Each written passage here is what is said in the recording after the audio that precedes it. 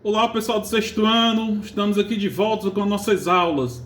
Haja em vista que na aula passada a gente viu um documentário, né? Hoje a gente vai começar pelo capítulo 11, que é o mesmo o conteúdo que vocês viram no documentário, que são as relações econômicas no cotidiano.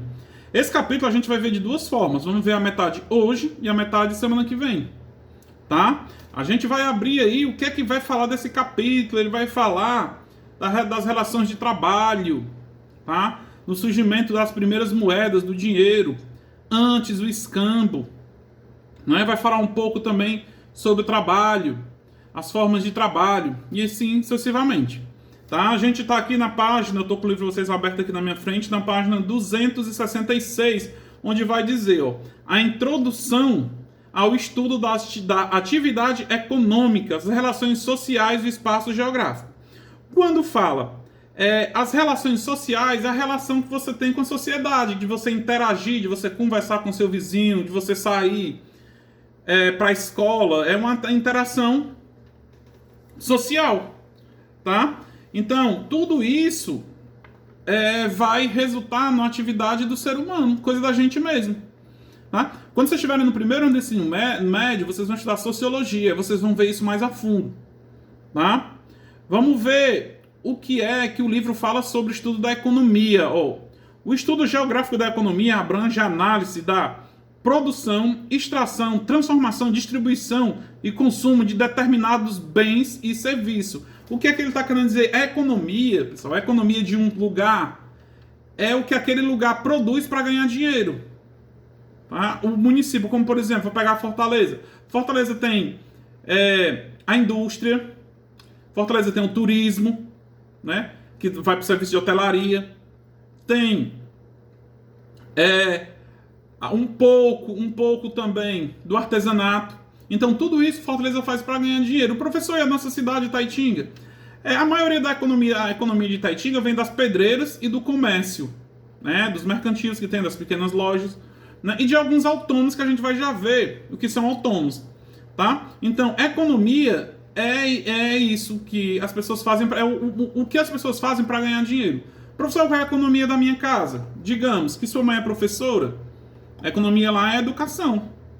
Seu pai é policial, a economia vem da polícia, tá? Então eu quero que vocês entendam, a economia é o que o país, ou um local, ou uma família faz para ganhar dinheiro.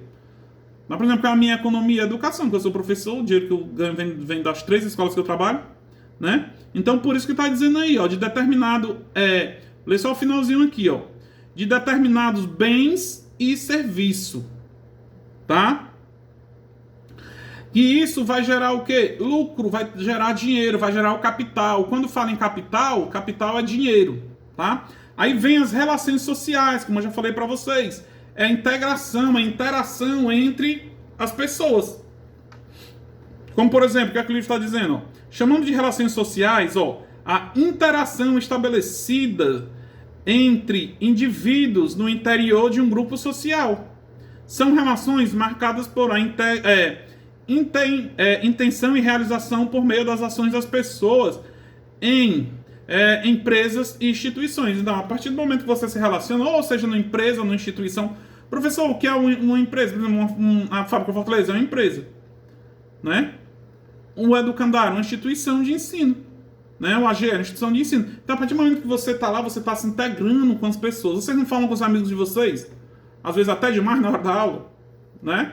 Então, isso tudo é integração, é interação, é relação social que você está tendo. Essa relação social vem de quê? Social vem de sociedade, da sociedade que a gente está pelo meio, tá?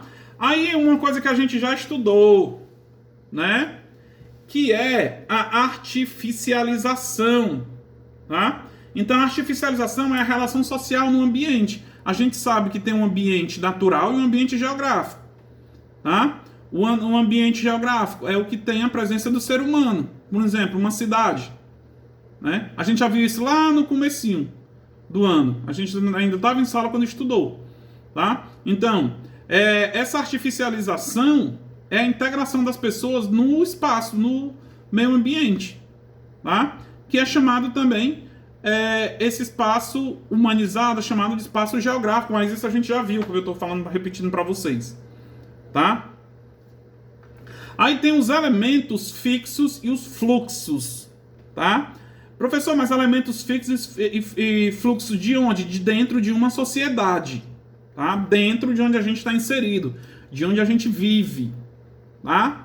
Como tem aí na página do livro de vocês, 267, ó. O ser humano cria os objetos técnicos que podem ser uma praça pública, um shopping center, um aeroporto e uma avenida e etc. Todos os objetos são criados com o objetivo próprio de se relacionar no espaço geográfico. Então, o que seriam esses objetos técnicos? Os locais onde as pessoas se encontram. Tá? A escola é um objeto técnico. Tá?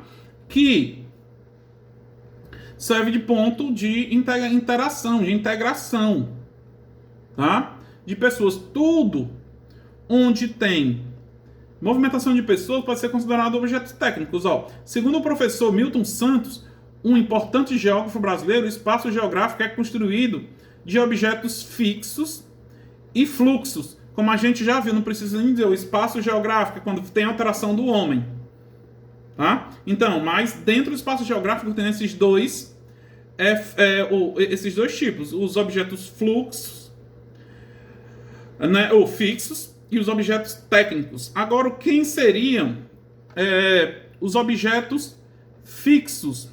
Se refere à estrutura física, como casas, avenidas, prédios e edifícios governamentais, entre outros. E os fluxos são as pessoas, tá? Então tá aí, é muito fácil a gente ver isso aí, ó. Os objetos fixos são os prédios. E os objetos e os fluxos são as pessoas. Tá? Não esqueçam disso. Tá? Então, objetos fixos. Aí vamos lá, de novo. O ser humano criou os objetos técnicos, que são as grandes construções. Né? Uma praça, entre outras coisas. Aí vem o objeto fixo, segundo o professor Milton Santos. Né, que são os objetos fixos, é só você lembrar. Uma coisa fixa se move? Não. Tá? Um fluxo, o que é o fluxo? É uma coisa que passa. Segue o fluxo, as pessoas andando. Então, o fluxo são as pessoas que vivem ou visitam os espaços, as informações que nelas circulam, como, por exemplo, o dinheiro e todos os outros elementos que fazem parte dos objetos fixos cumprem sua função. O que é que acontece? Quem utiliza os objetos fixos, tá? São o quê? Os fluxos. Ah, professor, se estiver na prova, como é que a gente bota? Objetos fixos, já sabe. Fixos, não sai do canto. Né? São os prédios. E as pessoas, são os fluxos, aquelas pessoas que andam, vão e voltam. Tá? Agora vamos falar aqui um pouco sobre a relação entre emprego e trabalho. Tá? Porque existem algumas formas de trabalho. Existe trabalho autônomo, né, que é por conta própria. Existe o trabalho de carteira assinada, né? Existe o trabalho informal. Professor, eu acharia que o trabalho informal era a mesma coisa do autônomo. Nem sempre. Porque quando um trabalhador autônomo, ele pode pagar, digamos, o INSS, né, para ele se aposentar um dia. Né? Já o informal, não. O informal é aquele que não é um trabalhador regularizado. Mas vamos ver o que que o livro de vocês fala sobre trabalho. Ó, trabalho é toda atividade física ou intelectual realizada por um ser humano, tendo como objetivo fazer, construir, transformar ou obter algo, atendendo às necessidades e ao coletivo. Ah, o que é que acontece? Qualquer atividade que você faça que ganhe dinheiro é um trabalho. Tá? Costumamos dizer que alguém está empregado quando assume um cargo ou uma função dentro de uma empresa, na qual exerce o trabalho em troca de um salário, como eu acabei de explicar. Então a pessoa vai lá, trabalha até o final do mês, chega no final do mês, recebe a grana. Recebe um salário, que a nossa lei trabalhista, que a gente já vai ver, a gente tem um salário mínimo, né? Que é de R$ 1.046. Nenhum trabalhador pode receber menos que isso, pela jornada de trabalho de 40 horas. Tá? Aí vem, tá? Como eu já estou falando para vocês, aqueles profissionais que não têm patrão, que não têm chefe, trabalham por conta própria. Eles são quem? Os profissionais autônomos. Tá? Que não estão dentro de uma fábrica, de uma farmácia, de uma loja. Não estão, eles estão trabalhando por conta própria. Quer dizer, se tiver chovendo, eu não vou trabalhar hoje, mas também não ganha aquele dia, né? Porque não vendeu. Digamos aquela pessoa que tá, o tiozinho que vende aí em frente à escola, vende bombom, pipoca, né, chilito. Ele é um trabalhador autônomo. Por exemplo, se ele não for um dia vender, ele não vai levar falta, não vai descontar no salário, tá? Então, isso são o trabalhador autônomo, tá? Aí na mesma página ainda tem as relações trabalhistas. Pessoal, as relações trabalhistas é uma série de leis que estão na CLT, Consolidação das Leis Trabalhistas, criada no governo de Getúlio Vargas, no ano de 1943. Professor, a gente vai estudar isso, vamos estudar isso em história, lá no nono ano, se vocês estiverem no nono ano, a gente vai estudar sobre o governo de Getúlio Vargas, tá? Então foram criadas as leis trabalhistas. Qual é o intuito da criação das leis trabalhistas, professor? Para garantir o direito aos trabalhadores, tá? Direito a férias, a um 13º salário, ao descanso semanal, né? As mulheres que estão grávidas têm direito à licença maternidade, né? E essa lei foi aprovada por Getúlio Vargas, mais precisamente no dia 1º de maio de 1943. Professor, o que é o 1º de maio? Quem não lembra, o 1º de maio é o dia do trabalho. Foi o dia que essas leis que asseguram os direitos aos trabalhadores foi aprovada. Aprovada não, promulgada, assinada pelo presidente, tá? Então aí essas leis vai falar das relações de trabalho, tá? Vamos pulando para a próxima página. Agora a gente vai falar um pouco de história, né? A história do capitalismo, do dinheiro. Ah, professor, mas antes não existia dinheiro, mas já existiam as mercadorias, né? Como por exemplo as especiarias, né? Os tributos que eram pagos na antiguidade. Professor, não existia dinheiro, como é que fazia? Era, como está em negrita aí, o escambo. Professor, não sei o que é escambo. Escambo é a troca de mercadorias. Na época não existia o dinheiro, tá? Depois surgiu o ouro, aí depois eu vou já chegar lá. Não existia o dinheiro. Por exemplo, se eu tinha milho, né, tinha 50 quilos de milho, e estava precisando de arroz, e meu amigo tinha arroz, e estava precisando de milho, a gente fazia o escambo. A troca, ó, eu te dou 10 quilos de arroz, e tu me dá 10 quilos de milho. Aí, assim, é que era feito o comércio, né? Vamos pegar um exemplo, o comércio de africanos na África. No início, quando não tinha moeda, eles utilizavam o quê? Melaço. Para fazer rum. Melaço é um tipo de... é açúcar, tá? Para fazer rum, né? Ah, eu não sou professor de história de vocês de 6º ano. Se eu fosse, a gente ia ver um filmezinho que mostra eles vendendo escravos, trocando, né, escravos por outras mercadorias. Então essa relação que tinha era o escambo, tá? Logo depois aí começou o surgimento das moedas, mercadorias, tá? Utilizadas como padrão para trocar e avaliar o valor do produto, tá? Como por exemplo o sal. O sal e o gado são 2 exemplos de moedas mercadorias. Ambos possuíam alta valorização. O primeiro, este era raro no interior do continente, utilizado para preservar alimentos. O segundo, pelas inúmeras utilidades, né? Então, por exemplo, o sal, quando surgiu, era uma mercadoria de troca muito valiosa. Eu acho que você já deve ter visto essas novelas da Record, por exemplo, quem já assistiu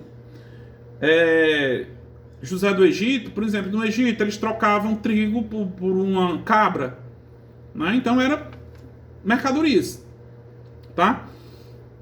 Aí surgiu a palavra capital. Pessoal, capital, como eu falei no início da aula, dinheiro, tá? Ó, a palavra capital, muito usada quando fala-se de economia, devido ao latim capitar, né? Que significa cabeça, em referências às trocas de mercadorias por cabeças de gado, como eu acabei de explicar, tá? Então, o capital, quando fala assim, capital é dinheiro, a gente vai estudar na próxima aula sobre capitalismo, e vocês vão ver muito bem essa questão do capital, tá? E logo em seguida, depois disso tudo, depois das trocas, aí veio surgir o ouro, começou a surgir a cédula ou papel moedas, tá? O uso de moeda aí esse uso de moeda deu origem aos primeiros bancos, né? Pois as pessoas passavam a ter necessidade de guardar suas riquezas em um local seguro. Quando começou a surgir o papel moeda, o dinheiro mesmo que a gente tem, existe até hoje, começou a surgir os bancos. Tá? Que vocês vão estudar aí em história ano que vem, né, sobre a expansão do capitalismo, vão estudar comigo no 7º ano, aí vocês vão entender isso direitinho. Tá? E por fim, apareceu o dinheiro. O que é o dinheiro? É a representação da riqueza real produzida por uma sociedade. Apenas o Banco Central dos países pode emitir a moeda, quer dizer, pode, igual aconteceu no Brasil aqui, não surgiu agora a cédula de R$200, só quem pode imprimir são os bancos centrais dos países, tá? A gente fica por aqui, tem atividadezinha aí na página, tem uma página só, tá? Página 271, tá? Para vocês responderem. Aí, próxima aula a gente vai falar dos setores da sociedade, setor primário, setor secundário, setor terciário. Tá? Vamos falar de capitalismo, vamos falar de socialismo. Tá? E qualquer dúvida me perguntem no WhatsApp. Abraço, até o nosso próximo encontro.